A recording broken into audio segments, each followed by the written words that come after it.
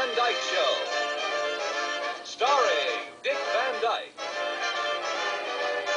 Du diktierst. Du kennst all diese College. Komm on. Okay, ich glaube, wir machen einen großen Fehler. As a child, I was always glued to the screen, waiting for Dick Van Dyke, wondering whether he would tumble this time or manage to keep his balance over that familiar ottoman. I'd burst out laughing at Buddy's sharp-witted jabs that left the writer's room helpless, or at the way Laura stood with her arms crossed, feigning anger while her eyes still danced with mischief. Those moments filled my childhood with laughter, but few know that behind the show lie truths that were never revealed. Did you know that the leading man was often intoxicated on set? Or that Laura's capri pants nearly got the show sued? From on-set injuries to impulsive, almost crazy decisions that accidentally made history today, we are reopening those backstage doors to discover 15 secrets behind this legendary series. 15. 3 opening versions and the director's quick wrap. I often smile when remembering the upbeat melody that opened every episode where the character Rob Petrie walks into the living room and tumbles headfirst over the ottoman. However, behind that classic clumsy moment wasn't the meticulous calculation of a perfect sitcom script, but rather the result of a rushed afternoon when director John Rich was in a hurry for a dinner date.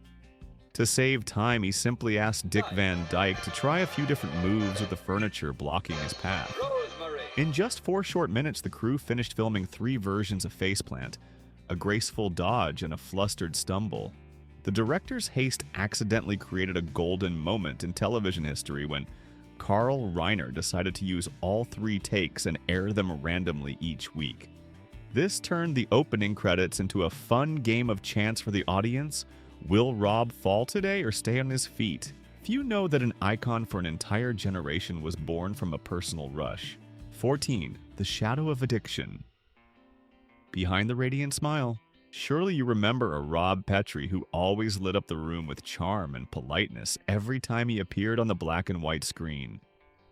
He was the kind of man any family would want to befriend, warm, kind, and full of life.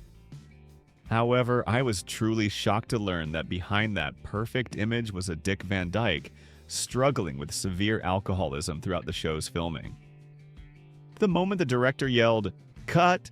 he would often rush to a hidden bottle as a way to find confidence and soothe the tremors in his soul. Alcohol became a toxic fuel that helped him maintain the role of a happy husband before millions of viewers. Many technicians from that era still remember the moments behind the camera.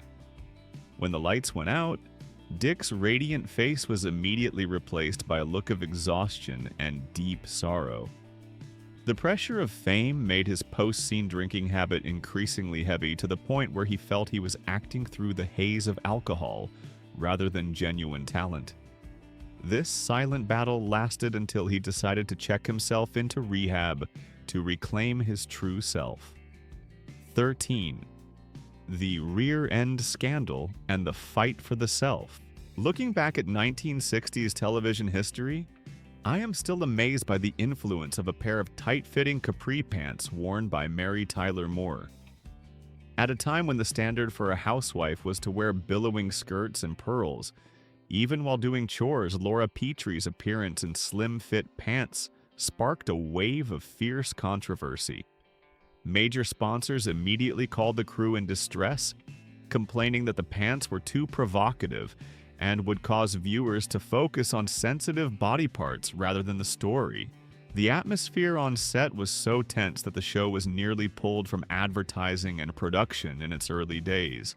Facing immense pressure from conservatives, Mary Tyler Moore was at times confused by her choice, but the support of her colleagues and her belief in bringing a breath of reality to the screen helped her stand firm.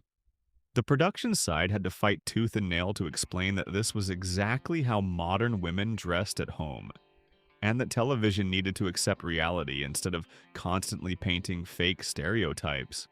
Ultimately, Laura Petrie kept her legendary capris, paving the way for a revolution in the image of women on TV. 12.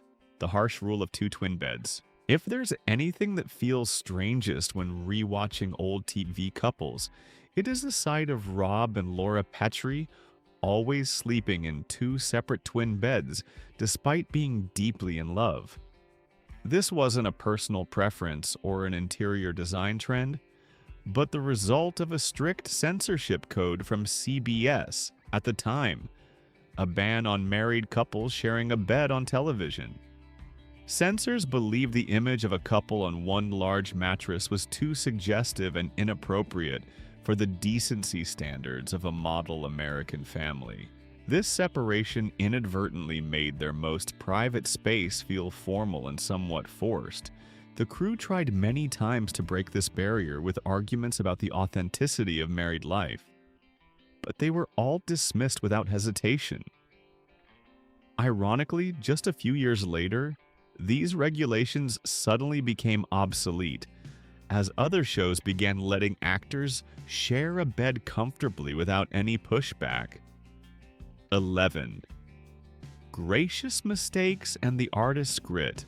Nearly anyone watching the episode Bupkis is so swept up in the natural acting that they don't notice a classic blunder by Dick Van Dyke. In an everyday scene, he was supposed to check the phone book before picking up the phone to call, but out of habit, he dialed first and then picked up the book to search in vain. That awkward moment lasted only a few seconds, but the atmosphere on set suddenly froze as everyone held their breath to see how he would handle it. Instead of calling for a cut to reshoot, Van Dyke maintained Rob Petrie's signature flustered smile and continued his lines as if nothing had happened. This brilliant improvisation was so authentic that the director and editor decided to keep it in the final cut. They realized that the mistake actually made the character more vivid and relatable than ever, as people in real life often make silly blunders like that. The entire crew burst out laughing later at the charm of the moment, turning a technical mishap into an interesting behind-the-scenes anecdote. 10. The shift of the limelight and sorrow behind the lens. Whenever I watch the trio of writers on the show, I always admire their chemistry. But few know that behind that seamless coordination was an emotional shift of the limelight between two women. Initially, the show's focus was designed around Rosemary's character, Sally Rogers, a veteran star with vast experience. However, Mary Tyler Moore's natural charisma and modern beauty quickly captured the audience's hearts, making Laura Petrie the center of attention. This shift caused Rosemarie's screen time to gradually shrink over the seasons, a heartbreaking reality for any great artist seeing their status quietly move to the background. Despite the nameless sorrows of receiving less fan mail or having to give up the best scripts to her junior, Rosemarie maintained the professional spirit of a true craftsperson.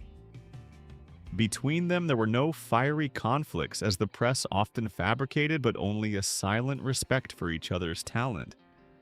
Mary also always had the kindest words for the mentor who taught her her first steps in the acting profession. 9. The show that nearly died young. Due to a mismatch of eras, it's hard to believe that one of the greatest monuments in American sitcom history was once considered a pathetic failure immediately after its first season. In 1961, while audiences were preoccupied with easy slapstick and overt humor, Carl Reiner's intellectual dialogue-driven writing felt too alien. Ratings were so alarmingly low that CBS had the scissors ready to cut the contract, and the cast was exhausted by the fear of unemployment. The atmosphere on set was as heavy as a funeral where the collective creative effort seemed buried by public indifference and the impatience of TV executives. At the most desperate moment, fate smiled through the bold intervention of the primary sponsor. They recognized the human value hidden behind the dry rating numbers and used their economic leverage to force the network to give the show one more chance. A historic time slot change in the second season truly opened a new chapter as audiences finally began to soak in the subtle charm of Dick Van Dyke and Mary Tyler Moore. 8. a steadfast farewell to the black and white era. In the mid-60s, as all of America was feverishly transitioning into the vibrant Technicolor era, the Dick Van Dyke Show remained loyal to two simple shades, black and white, until its final episode. This wasn't just a technical choice due to camera limitations. It was a proud manifesto by Carl Reiner regarding the integrity of silver gray art. He understood that introducing color to a world already deeply defined in the audience's mind by subtle light and shadow might destroy its core, soul-turning memories into something foreign and gaudy. This steadfastness unintentionally turned the show into the final note of the classic television era before color fully took over the screen. Ending the show in its 5th season while it was still at the height of its glory was a painful but wise decision, helping those silver gray frames retain their original beauty without being diluted by fleeting trends. The final filming days on the hot set, where heavy black and white cameras still silently worked, were a quiet tribute to a passing era. 7. Over-immersed moments and the thin line of performance. In the intimate workspace of the writer's room, the line between character and actor was sometimes blurred by real-life friendship, leading to rare slips of the tongue on air. Dick Van Dyke and Rose Marie were as close as siblings behind the scenes, to the point where personal nicknames became an inseparable part of their daily communication. During one rare recording, Dick accidentally called Rose by her real name instead of her character's name, causing the entire set to freeze for a moment. It was a strange moment where reality suddenly invaded the fictional world, leaving actors and crew stunned for a second before realizing the charming mistake. Instead of seeing it as a technical error to be cut and reshot, the director saw a vibrant spark of life and decided to keep it in the final edit. He believed that very imperfection was the most powerful testament to the deep bond of the cast, making the on-screen writing trio a real family in the eyes of the audience. 6. The fateful turn of television legends. There are behind-the-scenes casting secrets that make me shiver when thinking about how television history could have gone in a completely different direction. Before Dick Van Dyke became the face of Rob Petrie, the frontrunner on the candidate list was none other than Johnny Carson, the future king of late night. Carson possessed a sharp intellect and wonderful improvisational skills, but it was the very brilliance and glamour of a star that made Carl Reiner hesitate. He needed a man with everyman charm, a bit clumsy, a bit gentle so that anyone sitting in front of the TV could see a reflection of themselves or their neighbor.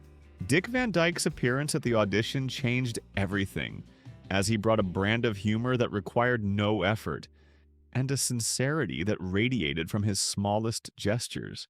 This choice eventually became a fateful milestone, allowing Carson to freely pursue his own throne at The Tonight Show, while permitting Van Dyke to craft an immortal sitcom character.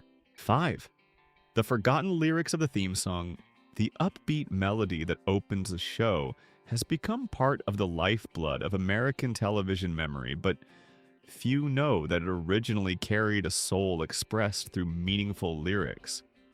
Those words were penned by Maury Amsterdam himself during an inspired afternoon, wishing to paint a picture of a happy family filled with Laura's laughter and Rob's lovable chaos. They were hoped to be a warm, weekly greeting for the audience, helping them understand the bond of the Petrie family from the very first seconds. However, in a pragmatic decision by the network, the lyrics were scrapped to maintain the minimalist sophistication of the instrumental arrangement. This omission initially caused no small amount of regret for the creators, but time proved it to be the right move. The absence of lyrics unintentionally created an open space, allowing each viewer to write their own personal emotions into that melody in their own way. The theme song was no longer limited by specific words, but became an abstract symbol of the joy and optimism of the 60s. 4. A bold lie and a ticket to the limelight. In the entertainment world of the 1960s, riddled with rigid rules, Mary Tyler Moore had to pull off a sweet but decisive con to get the role that would completely change her life. When she walked into the audition for Laura Petrie, the 24-year-old girl had to add a few years to her age to fit the requirement for a mature-looking wife who matched Dick Van Dyke's age. It was a bold risk against Hollywood's strict prejudices regarding age and the image of a domestic woman at the time. Mary knew that without that lie, the door to the role of Laura would be permanently slammed shut due to the significant age gap on paper. However, it was the radiant light of her natural talent and unmistakable charm that truly captured Carl Reiner's heart. He recognized in Mary a depth of soul that far exceeded age numbers, an ability to inhabit the character that made Laura not just a decorative, pretty face, but the soul of the entire series. 3. When real life becomes the material for immortality, the secret behind the enduring vitality of the Dick Van Dyke Show lies not in elaborate special effects or forced dramatic situations, but in the way Carl Reiner reached deep into real life for material. Every morning on set, instead of jumping straight to work, he often spent time listening to the trivial stories' everyday troubles, or even the embarrassing clumsiness of the cast and crew. From a petty argument with a spouse to a child's mischief, breaking something, everything was meticulously recorded and transformed into vivid scripts. This made each episode feel as close as a mirror reflecting the viewer's own lives where truth wasn't sugar-coated, but presented softly and with great empathy. It was this humanistic perspective and the appreciation of human flaws that created a world that was both funny and profound. Carl Reiner believed that audiences didn't need unrealistic scenarios. They needed to feel shared through clumsy yet humane situations. 2. The pit stop of future legends. The Dick Van Dyke Show was not just a place for the main cast to shine, but also a nursery for talent, hidden within small guest roles. Rewatching old black and white episodes today, viewers cannot help but be amazed to recognize faces that later defined an entire era of entertainment, but at the time appeared timidly in just a few short segments. From the technicians of Mission Impossible to legendary Disney villain voice actors, they all once stepped through the Petrie family's door as an important stepping stone in their careers. The crew's openness in giving screen time to young talent turned each episode into a fascinating archive of first baby steps. Those fleeting roles reflected the chivalrous professional spirit of Carl Reiner's generation, where they were always willing to open doors for newcomers to try and learn. Being featured in a show considered an advanced masterclass was the pride of any young actor in 1960s Hollywood. Looking back at the once anonymous moments of major stars, we see the continuous flow of cinema where every small shot contains the seeds of greatness. 1. The silent evolution through set details. If one looks deeply at the footage across the seasons, the audience will notice a quiet but incredibly subtle movement right within the Petrie family living room. That space was never frozen in a static state, but always changed with the pulse of aesthetics and the shift of American society in the 60s. From replacing a curtain or updating a modern table lamp to subtle changes in sofa patterns, it was the crew's way of respecting the flow of real time. These minor changes helped the audience feel that the characters were truly living, growing, and adjusting their home, just like any normal family in real life. Notably, the transition in Mary Tyler Moore's fashion style turned each episode into a miniature runway of the era. Her persistence in switching from traditional dresses to capri pants or more dynamic outfits accurately reflected the shift in women's thinking at the time. Carl Reiner and the design team were incredibly meticulous in tending to every prop, believing that a living house would create the most authentic stories.